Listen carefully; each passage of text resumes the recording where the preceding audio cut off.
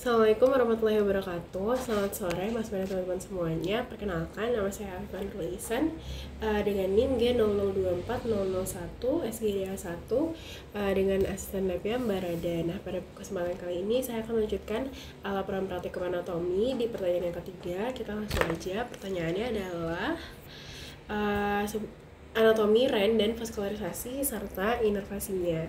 Nah, ini ada gambar ren. Jadi seperti yang kita semua tahu, ren itu dia fungsinya adalah menyaring darah. Terus nanti dia hasil dari sekresinya itu urin. Kemudian dia bisa buat keseimbangan asam basa juga. Kemudian dia juga punya fungsi endokrin, di mana dia menghasilkan kalsitriol, renin, sama eritropoietin. Nah, terus kalau misalnya kita lihat ren itu dia organnya merupakan retroperitoneal ya teman-teman. Nah abis itu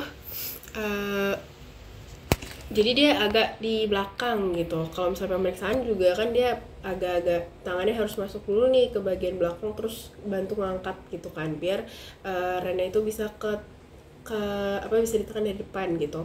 Nah terus ren itu kalau misalnya kita lihat di sini dia itu beda ininya tingginya gitu. Nah kenapa bisa kayak gini? Karena ren yang bagian kanan itu dia terdesak sama adanya hepar di sini gitu. Nah kalau misalnya ren yang kiri dia itu adanya di VTH 12 sampai lumbal 3 gitu. Nah ini bedanya sih kayak setengah koste aja. Nah kalau misalnya kita lagi respirasi, nanti keduanya tuh bakal turun sekitar 2,5 cm gitu. Nah, abis itu jangan lupa di atas dari si ren ini juga ada glandula dua-duanya ada namanya glandula adrenal. Nah, sekarang kita masuk ke lapisannya. Lapisannya itu ada 4. Yang pertama itu adalah kapsula dari renalisnya. Abis itu ada corpus adiposum, ada 2, nanti ada perirenal fat. Terus habis itu dilanjut dulu ke fascia renalis, baru ke pararenal fat. Nah, mereka juga menjadi fiksator dari si rennya gitu. Fiksatornya berarti tadi ada fascia renalis, habis itu ada si corpus adiposumnya, sama ada arteri vena dari renalis gitu. Terus masuk ke nanti si lapisan-lapisan ini barengan sama si glandula adrenal itu tadi membentuk fascia juga, namanya fascia gerota. Nah, sekarang kita lanjut ke strukturnya. Nah, yang penting itu adalah margo dari lateral sama medialnya. Jadi kalau margo lateral yang sebelah sini dia itu lebih cembung gitu. Kalau misalnya medialnya dia lebih cekung. Kenapa? Karena di sini dia ada pelvis renalis. Nah, pelvis renalis kalau misalnya dilihat dari paling depan itu dia ada vena renalis dulu, terus ada arteri renalis, baru ke pelvis renalis. Tadi hilus renalis namanya. Terus habis itu ada struktur internanya. Nah, kalau struktur internanya, nah di sini itu kan kalau di histologi kita udah belajar tuh ada korteks sama medula. Berarti bisa kita bayangin aja di korteks tuh ada apa. Di korteks itu berarti ada ini kan, ada kolumna ini namanya kolumna renalis seperti ini. Habis itu ada juga yang lengkungannya namanya arcus corticalis nih, arcus corticalis gitu. Nah terus masuk ke medulanya. Berarti di medulanya ada apa? Medulanya berarti ada piramida renalis ini. Habis itu nanti ada papilla renalis di sini. Terus habis itu ada foramina dari papilla renalis itu. Habis itu ada calyx minor, terus ada calyx mayor yang gede, baru ke ada pelvis renalis yang tadi yang buat keluarnya, sama ada sinus renalis. Sinus renalis tuh kayak ruangan sebelum pelvis di hilus renalis di bagian dalamnya, tapi yang agak membesar gitu, kayak ruangan aja gitu. Nah terus sekarang alur dari urin di mana? Jadi kan glomerulus kan adanya di sini nih, di korteks ya kan. Berarti dia pertama ke nefron dulu. Nah dari nefron dia kemana? Dari nefron aku taruh sini ya, nefron. Habis itu dia bakal ke tubulus contortus yang proksimal, baru dia ke Ansa Handler. Habis itu dia ke tubulus contortus yang distal, baru dia ke ductus collectivus, baru dia ke papilla renalis nanti dia lewat yang foramina tadi. Habis itu lanjut sini, itu dia bakal ke calyx minor dulu. Nah nanti calyx minor itu dia beberapa calyx minor bakal menyatu jadi calyx mayor. Nah, abis dari calyx mayor baru dia ke pelvis renalis. Nah, abis dari pelvis renalis baru nanti dia bakal lanjut ke ureter, lanjut ke VU, lanjut ke uretra gitu. Nah, setelah itu kita bakal bahas vaskularisasinya.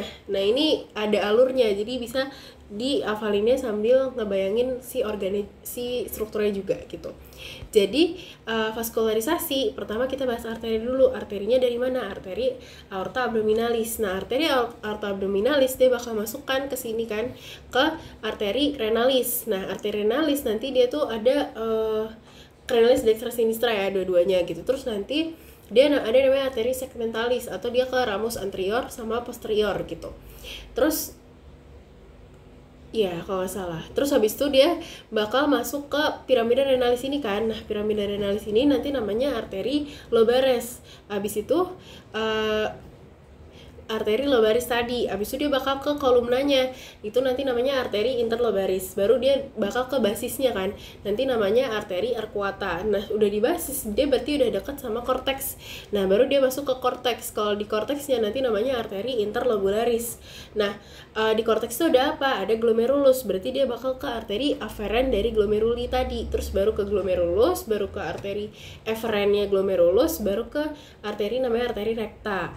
Nah, dari situ baru nanti dia bakal ke venanya. Venanya dari mana? Berarti ya tinggal dibalik aja. Berarti ada vena recta, vena interlobularis, vena arcuata, vena interlobaris, vena lobaris, terus vena renalis, baru ke vena cava inferior gitu. Habis itu yang terakhir ada inervasinya. Nah, inervasinya itu dia bisa ada plexus renalisnya. Dia ada yang somatic afferent, terus ada yang simpatis, sama ada yang parasimpatis. Nah, ini beda-beda. Pertama, kalau yang somatic afferent itu dia sama nervi sphanicus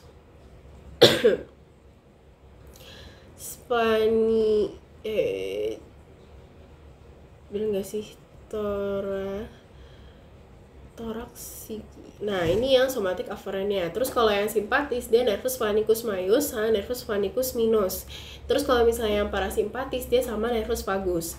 Nah, kalau drainase limfanya itu nanti dia sama yang lymphonoidus lumbalis. Terus udah gitu dia masuk ke apa lagi ya? Udah, kita masuk ke klinis tambahan aja. Jadi dia ada beberapa yang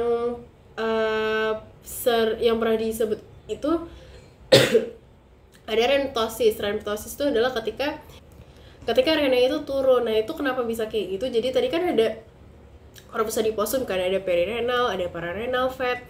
Nah, kalau misalnya seseorang diet terus ternyata lemak yang kepake itu yang dari sini, dari si jaringan lapisannya ini, berarti kan fiksatornya itu dia berkurang kan, makanya rena itu dia bisa turun gitu. Bahkan bukan karena pendesakan dari hepar pun dia bisa turun gitu. Terus ada lagi yang ketok ginjal itu dia bisa mengetahui bisa nefrolitiasis atau bisa nefritis gitu, atau misal rena itu kan ada kanan kiri. Kalau misalnya ada fusi misal di bagian inferiornya itu berarti namanya horseshoe kidney. Kalau misalnya di bagian superiornya itu namanya Renrosette gitu.